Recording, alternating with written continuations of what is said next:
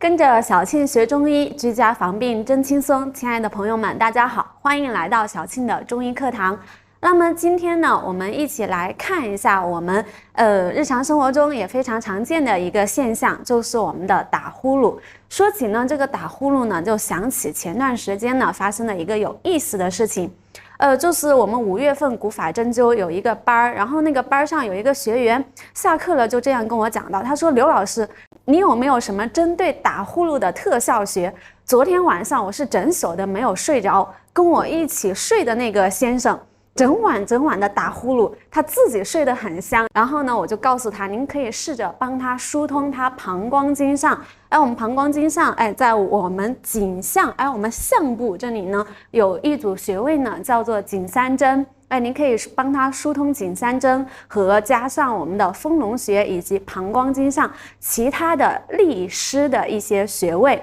那么呢，大家在日常生活当中呢，也会发现，就是一般呢，就是喜欢打呼噜的多半呢是男性，然后呢还是我们体质，就是体态稍微偏胖、痰湿体质的这种人群。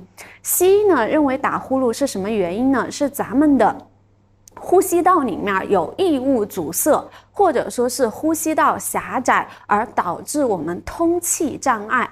那么呢，针对这个打呼噜呢，我们是要改变它，是需要改变我们的体质。因为中医就认为呢，我们的痰湿就是很容易淤堵我们身体的这个通道。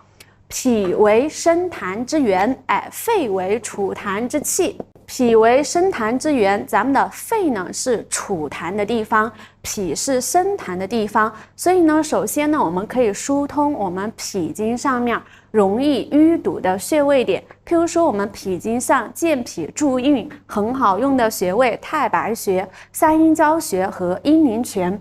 另外呢，脾胃呢是互为表里关系的。我们胃经上呢有一个顺气化痰、利尿很好用的穴位。我们说呢，这个穴位呢就相当于中药的陈皮，还可以配伍我们胃经上的丰隆穴。